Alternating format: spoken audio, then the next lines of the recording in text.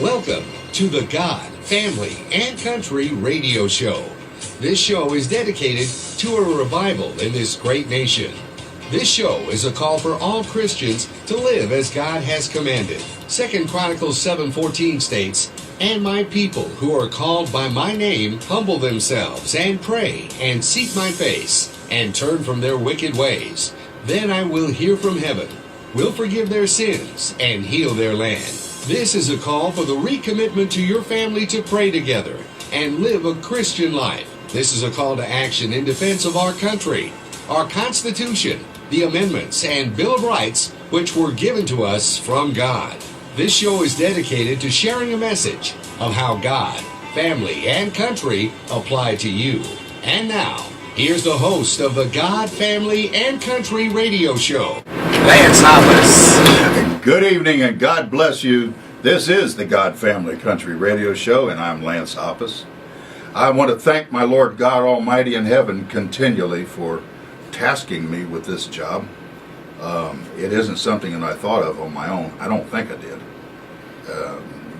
It's awful hard to determine when it is that God's talking to you and giving you a message, or when it is that you're just thinking it up yourself. But being 71 years of age, I've kind of found out that when you realize that that thought that you had in your head is so obscure, so absolutely out of your wheelhouse, it's probably not you that thought of it in the first place. So pay attention, keep your doors open in life, and try to do what God wants you to do. This program, the God Family Country Show, is on every Sunday evening from 8 o'clock to 11. From 8 o'clock to 11, right here on 930 AM The Answer out of San Antonio. Now, you can also have your friends and your family follow this program if you don't get an opportunity to have them hear it on radio, or you can't hear it on radio, because it's podcast. Yeah, we podcast this show. So to pick up the podcast, all you have to have is, a computer or an iPhone or something like that.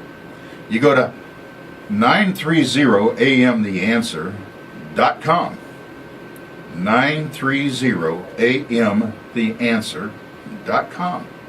When you get there, look for this radio show, the God Family Country radio show. And look for the program that you're going to see on the list of all of them that we have, stored up in there. Look for the DAV. Okay? That says it all right there. Yeah, I'm going to add something to that title. Veterans in the DAV. Okay? This is a very important show, and we're going to keep the Lord involved in it as we go along. Okay? But I have a guest sitting here with me, and his name is Kevin Crozier. Now, I'm not sure if I'm getting that pronounced right. He's going to tell us here in a minute, because I don't know if it's Crozier, or Crozier, if he has a little French in him. But when I look at him, I don't think there's any French in there. I think so. There might be some Czechoslovakian or some Hungarian or something going on. But anyway, we're going to get into that in a minute. I want you to think about, as you're listening to this show, any family members that you have that are veterans, that have done their time for this nation in the military. I am a veteran. Kevin, of course, sitting next to me is a veteran. And, I get my medical care at the VA. I'm very thankful for that. I'm blessed for that. That the VA takes care of me with my medical care. And, it was a difficult thing for me to do, to go to the VA. I didn't want to go there. My wife kept insisting I needed to go. So I went. And, next thing I know, the VA was enrolling me into their system. And I needed some help with a few things. But before I get into the help, I want to tell you something. If you ever have any concerns about friends or family going to the VA, because boy, I did. My first few experiences when I got out of the service were not good. I'll tell you, when I went to the VA, it's, wasn't good. In the early 70s, not good.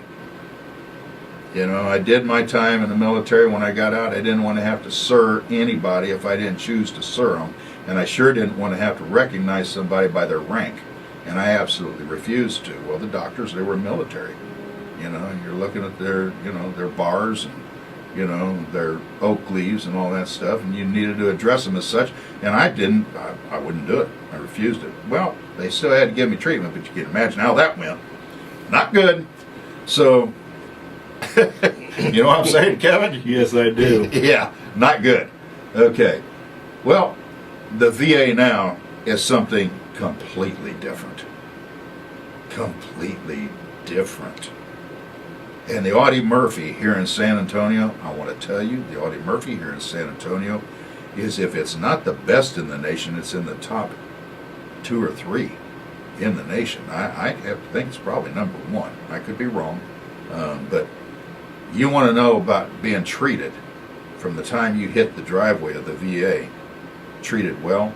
They even have valet parking for everybody. Think about that. And that is free, by the way. It is free. It is free. Yeah, you don't pay, and it won't take tips, can't take tips. And as soon as you hit that area and somebody addresses you, they address you as sir. We're happy to take care of you. Ma'am, we're here to help take care of you. We feel honored to take care of you. That's embarrassing. It was a little bit difficult for me to deal with. Kevin, I need to get you in here. So let's start talking about this, because you're a vet. And a little bit about your service. I served 10 years in the United States Army as a cavalry scout. I spent my first 4 years in air cav units, running a long-range recon, and then after that I served in a couple armored battalions as a mechanized scout. I also went to Desert Storm with the 1st Armored Division out of Germany. Spent 6 months there, and then I went to Fort Knox, Kentucky, and I taught the privates on the Bradley fighting vehicle. And then that's when I got out with the reduction in forces. So sitting here to my left in the studio today, I've got a bad dude, man. I have a bad junkyard dog sitting next to me. And that's, I want you to think about what you just heard him say that he did in his service. You think about what he did in his service, if you have any understanding of that at all. So what took you to the DAV, Kevin? When I got out of the military, I was in Louisville, Kentucky, and I had back issues and I had knee issues.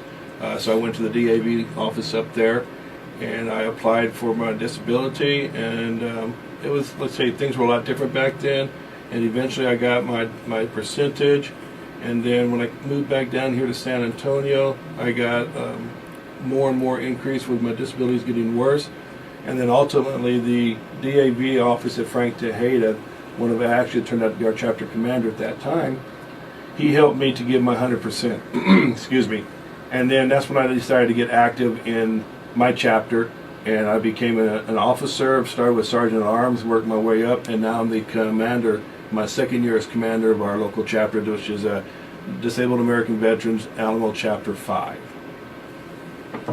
So, okay, your injuries. A lot of my injuries from the military are the same things that you talked about.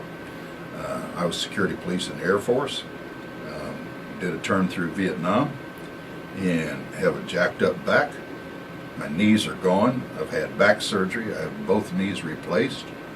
Have joints replaced in my hands. Arthritis. Think about this. As you're listening to this show, think about this, because not only does the VA provide these services for you, but they're the best surgeons and doctors I could think of. Now, my wife, she's twitchy. She's really, really twitchy. I mean, she's super twitchy when it comes to doctors and hospitals. A lot of folks are. And she'll tell you, Kevin, that at the VA over there, I'm getting better service than what I got in one of the major hospitals here in San Antonio when I had my knees replaced, because she's been with me through my back surgery at the VA and all that. She said, you get much better care over here. The VA, excuse me again, the VA over time has definitely improved. There's been a lot of action through several of the VA secretaries that are getting rid, I guess you hate to use the word, but kind of, getting rid of the swamp, getting rid of some of the bad doctors and some of the bad admin folks. And they're slowly but surely coming up. I mean, you can only replace a few and still have people that can do the job and take care of the veterans. but they are getting good. And again, like I say, like you had mentioned, the Audie Murphy Hospital is one of the best hospitals around. Now, I'm not saying it's perfect. I mean, nothing in the world is perfect, but it's definitely getting a lot better. And that's the main thing that veterans need to realize, that they can get good care out there. And if they have a problem, there's always patient advocates that they can talk to. There's always a head nurse that you can talk to about your doctor. And then you can always have the opportunity of changing your doctor, making complaints and things of that nature, to where you feel comfortable with the doctor that you are seeing. And that even goes for the clinics that are all throughout the city. If you don't like your doctor at one of the VA clinics, again, you can talk to the head nurse and talk to them, or you can talk to the patient advocate and change your doctor until you do find one that you are comfortable with. Now, when we're talking about your doctors, you have a primary at the VA.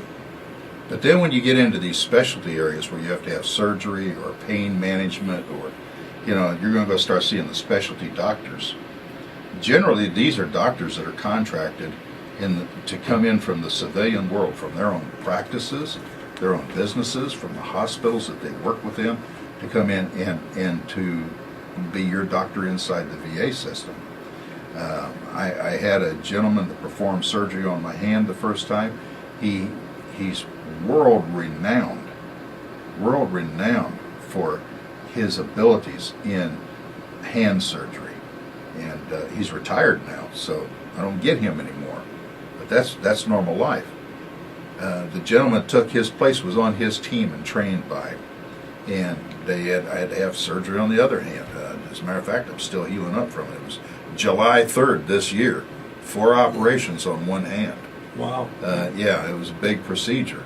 And well, you're sitting here with me, Kevin. Look at that hand. This is first part of September. You can't tell it, can you? No, you can't. No. I'd like to kind of cut into that. I had carpal tunnel on my left hand, and they performed the carpal tunnel surgery and a cubicle surgery on my left arm, and it's great. I had no problems with it, anything along that nature.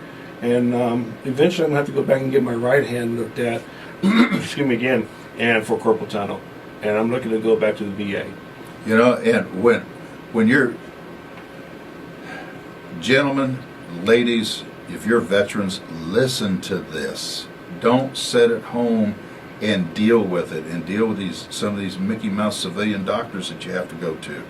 I'm not calling all civilian doctors Mickey Mouse civilian doctors, but you have to. Hey, only 50% are going to be above the bad or worse level, And at least when you go to see a doctor at the VA, they've been vetted, okay? They've vetted these doctors to make sure that we get the best. Yeah? And medication. Your medication. My medication's mailed to me. Yes, sir. Mine is too. They have a website, it's myhealthvet.gov, that you can go out to, and you can hook up with your doctor, your specific PCP. You can send them emails about your issues that are going on, and sometimes they can prescribe meds from there, or they may want to come and see you. But you can reorder your meds online. If you need a refill, you can send a secure message, and you get your prescriptions refilled right there online, and they will mail them to you. So now, Kevin, we're going to get down to the nuts and bolts of this thing. Okay. You don't just walk into the VA and get hooked up, folks. You have to have help to get through this system. You have to have help. There's a couple of organizations there at the VA over at the Frank Tejeda Center, right over there on Eckert Drive. You can walk right in, go upstairs, find out it's the Texas Veterans Commission. Yes, sir, that's one. That's one. That's where I got started at. Okay, helped me incredibly. And then there's the DAV. Okay, so I was real fortunate when I went to the first one. I had a hold of went in there and got a hold of a Marine colonel. Been in Vietnam, and went through. He was pretty whacked out. He told me, he says, I'm crazier than 100 bats in a bottle. And he said, that's why I'm in this job, because I have to have something that keeps me busy all the time. And he looked at me, he said, you've got problems, you've got issues. And he helped me through those things and get me placed. But to get advanced, like you said, to get the further, once you're at 50%, folks, once you get a 50% disability, your medical treatment is pretty much in the can. You've got it. There's a lot of things that are available at 50%. It actually kind of starts down around the 30% line on where you're able to get help with your medical issues. There's a lot of rules and regulations that there are out there that I'm not real familiar with. That sometimes, depending upon your salary, you have to do a co-pay. But then as you do get higher up in your rating, then yes, then everything does eventually will become free. And as you get higher up in your rating, you get more and more benefits coming from the state also, along with the VA. Things like disabled veteran license plates, and then you get a Homestead Act, you get a percentage off your property taxes through the state, and then you also get at 100%, you don't have to pay any property taxes. So there's a lot of benefits that come with our disabilities. And then as I like to kind of throw out there that there's a lot. I deal with a lot of veterans. I'm a chapter service officer. In fact, I met with a veteran yesterday and helped him out. But I get the comment from a lot of veterans that I see all these young soldiers walking around with amputees, and I just have a little knee problem. I don't feel like I deserve to get any money. My question is to them, well, you served your country, and when you joined the military, there wasn't a war going on or a conflict or anything like that. But you did your job, and you got injured. And it's just like the same way as with civilians. They get workman's comp when they get injured. This is basically the same thing as workman's comp from the VA. And most of the time, our workman's comp does not end like the civilian does.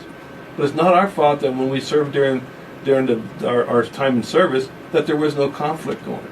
But the simple fact that we did do our job and we got hurt, the VA says that, yeah, you did a good job and you got injured. We're willing to compensate you for that. So that's why I always counter with the veterans and let them know that, yeah, there are folks of various degrees of issues, of injuries, from quadruple amputees down to someone that just has a bad knee or a bad ankle. But that happened in the military, and we're all entitled to a benefit. Well, let's talk a moment about that bad knee or bad ankle. A bad knee or a bad ankle affects the entire body. And, you know, if your ankle isn't working right, you have a lot of pain in that ankle, it hurts your body everywhere because your entire body has to compensate for that malfunction in its system. Kevin, we're sitting here side by side with each other, and if I was going to look at you on the street, I'm going to say there's nothing wrong with this guy, you know, physically, okay? And you're looking at me, you're going to say the same thing. I have actually gotten that from several folks, but I like to caution everybody to tell them that not all issues are visible. That's right. There's you have, like, say, your knee, your back, your ankles, people with PTSD, and I have a little bit of that myself. So not everything is visible, and we have to understand that. Sometimes folks say, why are you parking in a handicapped spot? You don't look handicapped. I say, well, by the time I come after 2 hours of going out shopping, my knee and my back will be hurting. So yeah, I may need to park up a little bit close for that. But then at the same time, what the VA also recognizes is that if you do have a bad ankle on your left foot, eventually you're going to favor that left foot. Now your right foot is going to start getting right. And they call that a secondary service connection, and they recognize that. And you know, they say that, and it goes with all your knees and your whole body. Like you're saying, one area affects another area, and what they're saying is that one issue can lead to other issues, which affects your everyday quality of life. Yep. And that's what they want to compensate you for as a benefit of serving your country and getting hurt while you're on duty. You know, I would describe you and myself like I had a friend of mine describe me. He knows what I have going on physically. He said, you're like a cement bridge, an old cement bridge with a lot of rebar and superstructure inside that cement. And actually, this friend of mine is a doctor. He's my cardiologist. He said, Lance, your rebar's rusting out inside, man. I like that. That's a good and he said your joints and your bones, you know, you went through some areas where there was Agent Orange, and that's what's happening to you. And, you know, be thankful that you look good on the outside, but, you know, you have to take care of what's happening on the inside. And that's what the VA's for. But now we're losing contact of where I really want to be, okay? Because I'm right now, I have a real high rating, and I'm very thankful for it. With the rating comes not just the medical care, but also monetary help, okay? Pretty good sized monetary help. But I didn't get to these places, and I didn't get these different levels of help without, yes, excellent doctors seeing the problems, but without help from the organization of the DAV, Disabled Veterans. I went and sought extra help to help me get through these problems, because you're going to hit roadblocks. You're going to hit some roadblocks. They're not ugly, but they're roadblocks. So when you what happens when you hit a roadblock? Okay, I'm talking to ex-GIs out there. What happens when you hit that roadblock?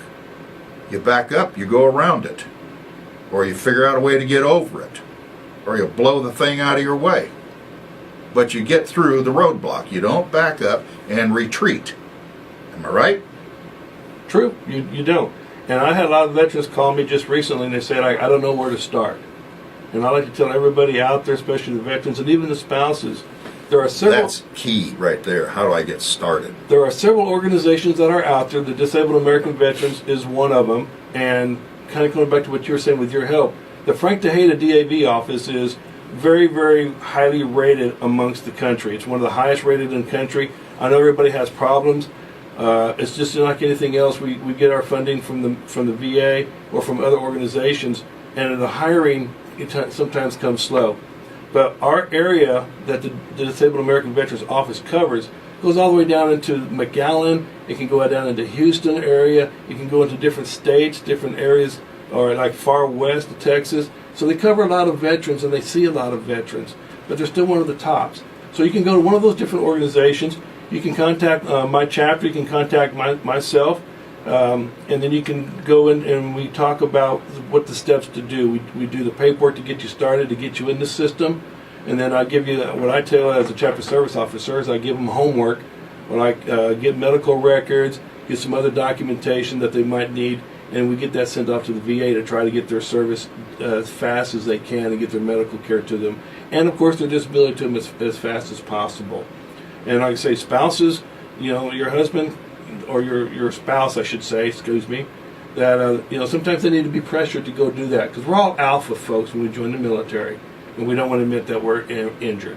Okay, and again, like I say, my chapter, Disabled American Veterans Alamo Chapter 5, we're one of the leading proponents of getting folks over to the VA to get their disability. We run 3 chapter service officers throughout the city in different locations, different universities, and you can find those on our website. And if I can plug on my chapter, it's davalamo5.org. We are the largest in the state. We're the most active in the city.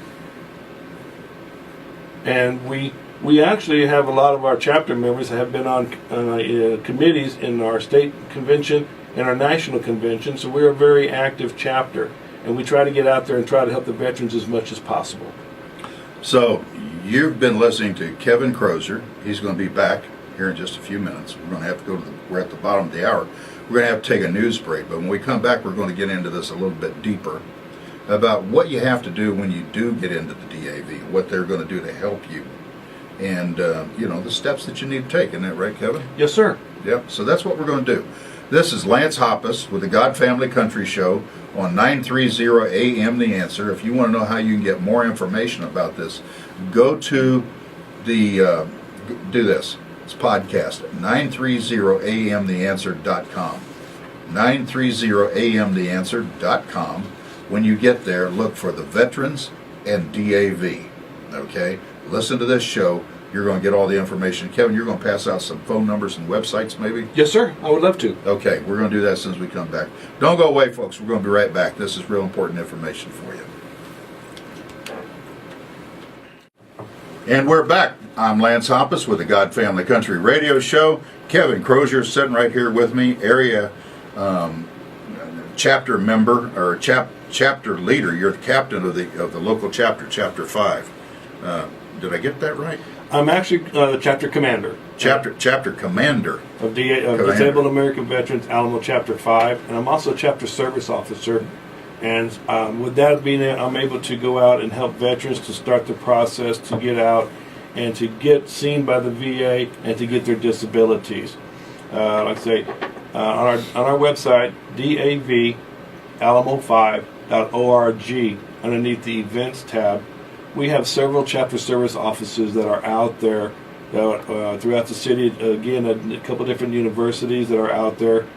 And we set up an office to help veterans with their claims, to do the paperwork with their claims, and tell them what the process is, what the steps are, and what kind of documentation they're going to need to get their issues to be credited either to service-connected, or we were mentioning before, to be in secondary service-connected from their primary issue. Like say, you have a bad left knee, over time you're going to favor that, so your right knee will get issues. And so the VA recognizes that, and they go into what is called a secondary service connection. And what I would like to definitely say, that we were talking a little bit about the spouses, that the VA now is recognizing the importance of the spouses, and I would like to personally thank all the spouses for putting up with all of us veterans. It's not an easy job, I know that. I always try to say thank you to the spouses when I can, because I know my mom was a 21-year Air Force widow, I guess you could say, during my dad served in World War II, and he's also served in Korea. So she's been through some rough times and been through some down times herself. And so I know how the spouse can be and how important they can be and how tough their job is. So the VA is now recognizing there's a lot of projects out there for the ladies, or for the spouses, I'm sorry. And in fact, on our Facebook page, DAV Alamo Chapter 5, I put out a couple of website or flyers out there for spouses that are out there for hiring fairs, events, career events for spouses from a lot of businesses that are looking for folks along that line. But then again, back to the actual veterans themselves, we can set up with a meeting with them. I can also do it one-on-one and talk to them and go through again the process that it takes, what the paperwork is to get out there, and to try to get them as much help as necessary and help them get through this process as painless as possible. And of course, there's always going to be some road bumps in the system, and we can also help them go through, I hate to use the word appeals, but there's several different other options that we can go through, and we can help them do that to go over and dispute some of the claims that may have come down from the VA. And I also want to point out to all the veterans that a 0% rating is actually very good. What that means is that the VA recognizes that you have a service-connected issue. However, at this specific time, it's not real serious to where they don't feel they need to pay you, give you a disability compensation for it, but they have given you a rating knowing that it will get worse in time. So, because I've had a lot of veterans say that they got denied, and when I ask them, they tell me it's 0%, and it's good. Basically, you can figure your foot is in the door, and that's the important part, is getting in, and that's actually the hardest part, is to get in.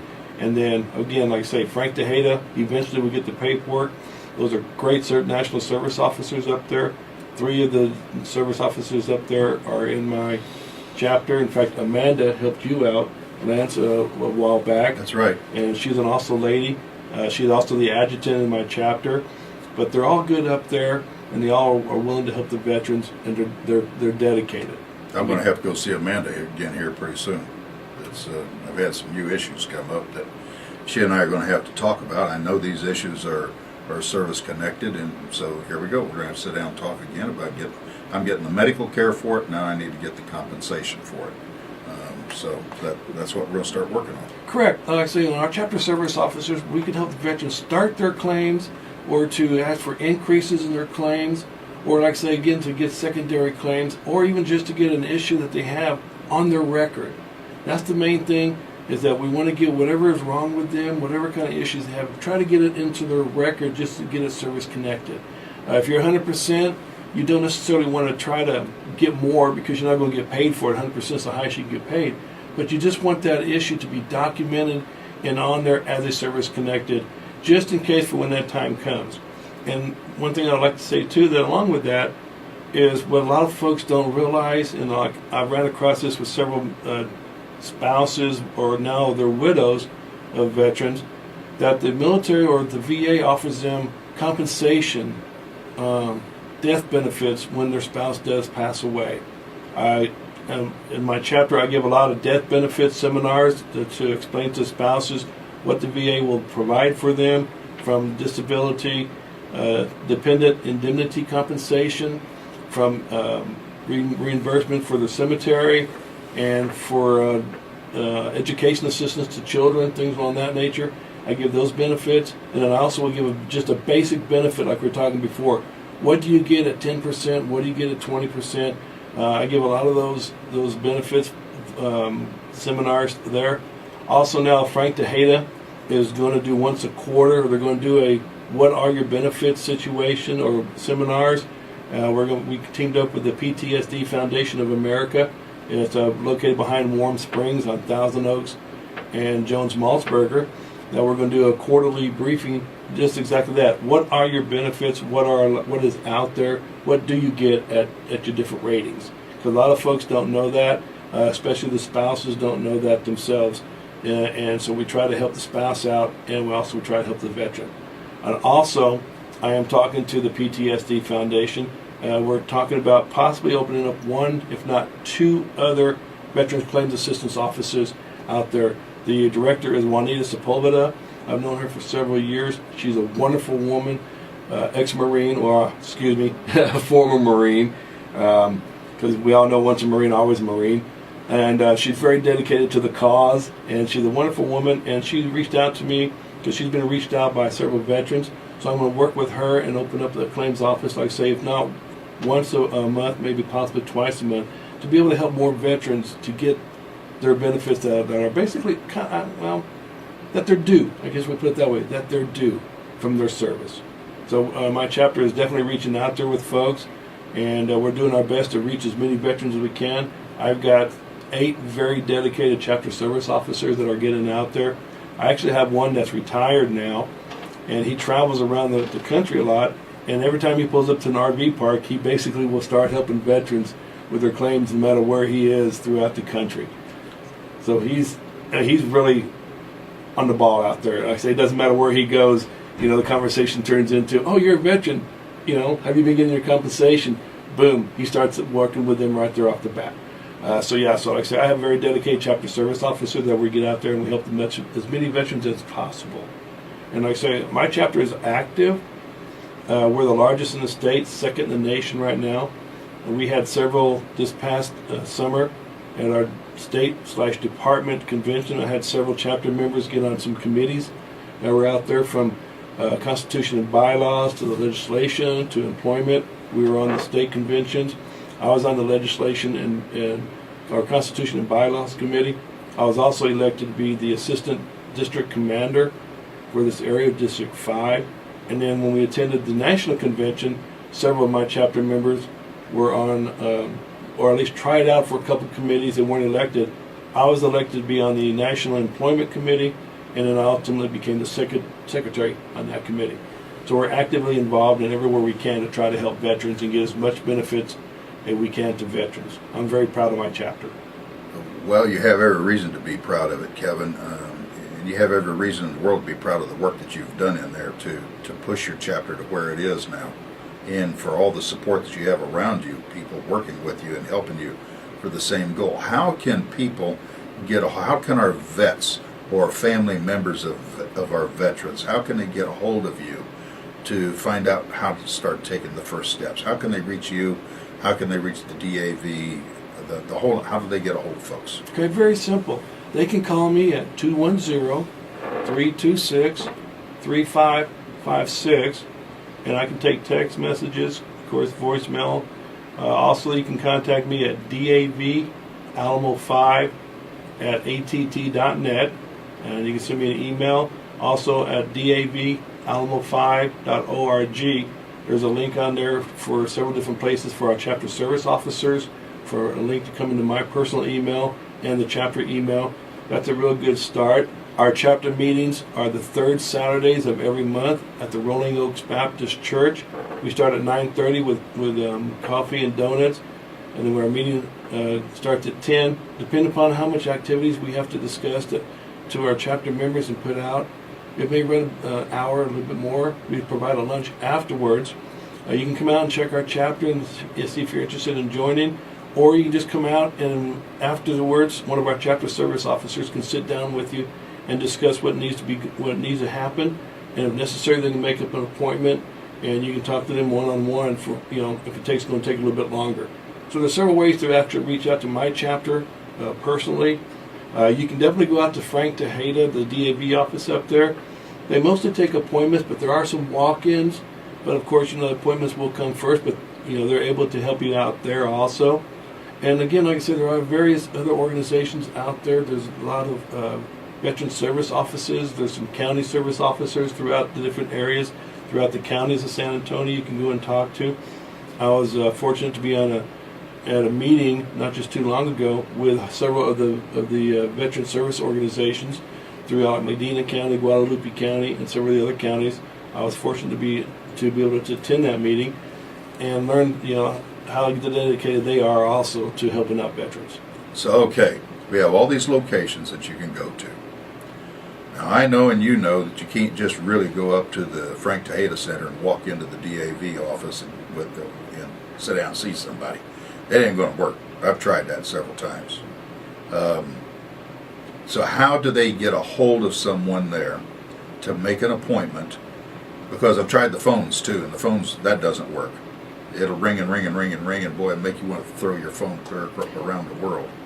So how can someone reach out from their home right now and get a hold of the DAV? Well, you're very true about the phone. The rule is if they're talking to a veteran, they're not allowed to answer the phone. And I believe there is no voicemail the way the system is set up. So yeah, it is very hard through the phone.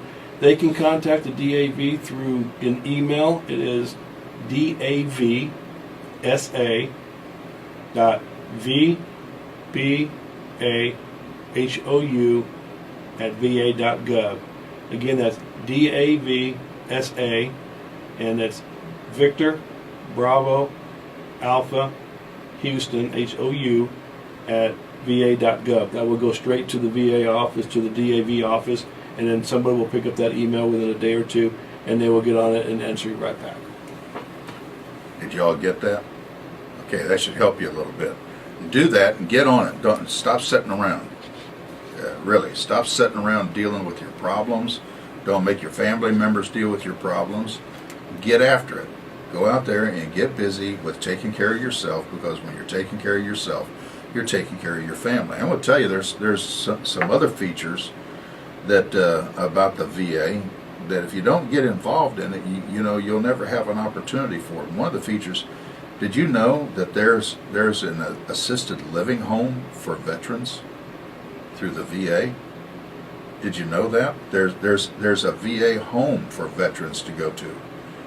And as a matter of fact, my sister-in-law, she was an RN at one of them over in Floresville. They're wonderful facilities. They're beautiful. I mean, guys they even have liquor in their rooms. I mean, it's their home. They can smoke. They have liquor in their rooms. Some of them walk around. Some of them get around on crutches. Some of them are on wheelchairs. But that's their residence, and that's how they're treated. It's pretty amazing, And the nurses and doctors are all on staff to help them. So, we're not in a situation as vets where we have to be stuck. We're not in a situation where we have to be stuck without any resources when, we get old. And most of us are getting old, and we don't have anybody there to help us anymore. You got to go to a retirement home. I'm going to tell you what, if I had to, that's where I would go before I'd go to any other place. I'm going to tell you that right now. I'd like to throw out there that, there's several veterans homes throughout the state of Texas. I'm personally familiar with one in Floresville. Our chapter goes out there. We give them bingo parties, and we give them a Christmas party. We give them about 3 or 4 bingos throughout the year. One of our chaplains goes out there, I believe it's every Sunday, or if not, maybe every other Sunday, gives them a chapel service. And it's a very nice facility. Like I say again, I'm very familiar with that facility, and it's real nice. If I had to, I might go out to there.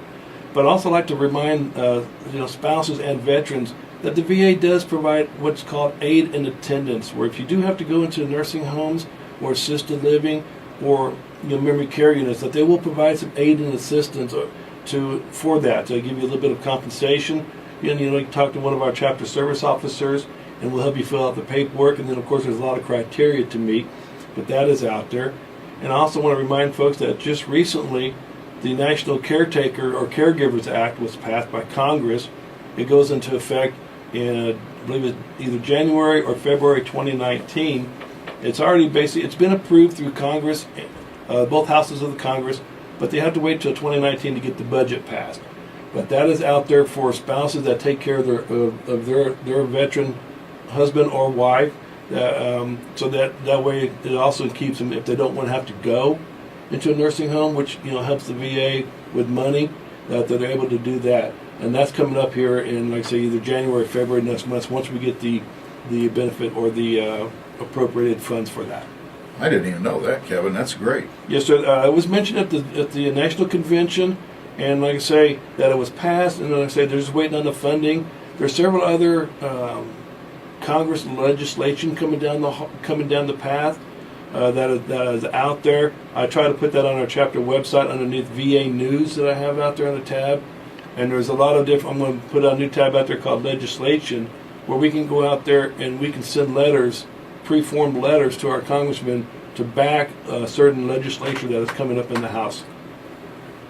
Are you all getting all this? Now, folks, this is so important to you. We're veterans. If you're a veteran, you think about what you went through in the military. Does your country owe it to you? Absolutely. Your country owes it to you. I know. You did it because you love your country. All the bravado that goes with it. But I will tell you something. You might have been all excited to sign up because you're going to get out there and go do the rah-rah thing. But also when you signed up, remember something, man or woman, when you signed up, there were a certain set of stipulations and agreements that the government had promised to uphold and to take care of for your contract. Now, I went in the Vietnam era. They were drafting. We didn't have any contracts. We had what you were going to get, and you were going to get it, and that was it. Okay? But because of the way things have changed, we have all these benefits coming to us, and we worked for them. We earned them. We worked hard for them. We got injured on the job. If you were a civilian and you worked at a job, wouldn't you expect workman's compensation? Absolutely. And you'd expect that workman's compensation to be the equivalent of whatever it's going to do to take care of you from that point forward in your life. That's what the VA does. And they do it for you with great honor to us. Okay? Great honor to you as a veteran. Get out there and get after it. And I got to tell you, the DAV, I'd get in there and I'd join them. I would tell you a little story here. I had been going through the DAV for some time, and I didn't know, Kevin. Stupid me, I guess. I'm going up there and I'm seeing, is it okay to mention her name, or should Sure. I'm going up there and I'm seeing Amanda. We already did a few times anyway. Yeah, okay. And I'm going up there and I'm seeing Amanda, and and I had seen a few other people before I got assigned to Amanda. And I thought because I was at the DAV, working with the DAV, and the DAV was working with me, that I belonged to the DAV for some reason. I don't know. I'm pretty stupid. So I was sitting there at the desk, and they had that real cool DAV, stainless steel cup sitting there. Mm-hmm. And I just looked at her. I said, Amanda, how do I get one of those cups? I had one of my outbursts, and then I calmed back down. And she sat there quietly, let me go through my fit. And she and my wife both, She's a good lady. Yeah. And so I looked at her and I said, how do I get one of those cups? I was trying to get her to give me a cup. And she looked at me and she said, well, you joined the DAV. I said, what does that mean? I'm already in the DAV. She said, you're a member? I said, well, I'm here. She said, no. Have you ever signed up as a member? I said, what do you mean? Yeah, I'm in here. She said, no, you have to sign up as a member. And so when she explained that to me, I got my cup, I got my backpack, I got everything that goes along with it, and I signed up as a lifetime member of the DAV right there and gave her a check, and that was it. Because, I've had the service and the care from the DAV. When she explained that to me, that I wasn't automatically a member, that was pretty stupid, right, Kevin? No, that's stupid. Yeah, that was absolutely out of my brain, man. That was naive. It was naive. There's never something for nothing, man. So, I should have realized that, but as soon as I did realize it, I ponied up and gave him a check for a lifetime membership because I knew immediately how important the DAV had been to me. Well, that's why I like to, if I can, kind of belay a little bit more on that point, that to get assistance from my chapter or from any of these other service organizations or from Amanda, the Disabled American Veterans in Eckert Road, You do not have to be a member of the DAV. It's all provided to the veterans free of service, as basically saying a thank you for your service in the military. Now, I would love for you to join my chapter. As I say, we're the most active chapter in San Antonio. However, the key is just join a DAV chapter somewhere in your area and become a member, because there is power in numbers when we go before Congress. Several issues have come before Congress. Our past National Commander, Delphine Metcalf Foster, went before Congress and was able to help out with what's called concurrent payment. Our current National Commander, Dennis Nixon, which by the way happens to be a Texan, and he's also actively involved in a lot of different other national things coming along, where the DAV will either propone it, or they will say it's not necessarily good for veterans. So it's just the power of numbers. So I just encourage anybody to go out there and to join the DAV regardless of their chapter. And of course, I'm kind of biased towards my chapter. I would love to have you come visit us, if nothing else, and maybe join my chapter. You know, this is the God Family Country Show. So we've been talking a whole bunch about country in this hour. And talking about country, we're talking about the veterans, we're talking about veteran service for us veterans, been talking about the DAV. That also includes family, folks. Includes family. You know, the United States of America has always been the greatest nation since its inception on earth. It's not an accident, folks. It's not an accident. I do not believe or subscribe to the fact that it's an accident. For us to be the nation that we have come to be has taken a divine intervention from the inception of this great, glorious nation. When we see "In God We Trust," "God Bless America," those are statements. "In God We Trust" is a statement that we trust everything of this nation to God's beneficial nature of grace, to a nation to a place on earth He chose to be His in the Western Hemisphere. Had one in the Eastern Hemisphere, still does. Jerusalem, Israel. Always pray for Israel. Always pray for America, because until America got to a certain point, we weren't ready yet. But when we got in the late 1800s, early 1900s, missionaries started stretching out from the United States to around the world. We weren't prepared yet. God prepared this nation and the people in this nation to go back around the world as missionaries, to spread the word of Jesus Christ to all peoples on earth. Now, as a military, we've gotten bound up in some pretty bad things from time to time. Some things we shouldn't have been in. Not too often does that ever happen. But I'll tell you one thing. This military of the United States has never asked anything from any nation we've ever gone into except for a place to bury our dead. Because every time we've gone into another nation, it's not been to conquer them, not to subdue them, but it's gone in to assist them and to give them freedom, or to take them out as an enemy against us. Yet all we've ever asked for is a place to bury our dead so we could leave again. That's the United States of America. Kevin, I want to thank you so much. I'm going to shake your hand right now. Thank you, sir. I appreciate it. I love the you. opportunity to try to promote the disabled American veterans as much as I can. And like I say, our goal is to try to help as many veterans as we can lead a normal life, and to help them to get the disability and the compensation that they have earned, regardless of when they serve. Absolutely. Folks, this is God Family Country Show. Don't go away. We're going to be right back for the second hour of this program. I have Pastor Kurt Hudspeth coming back in with me this week. Thank goodness. He and I are doing a lot of stuff together. Looking forward to it.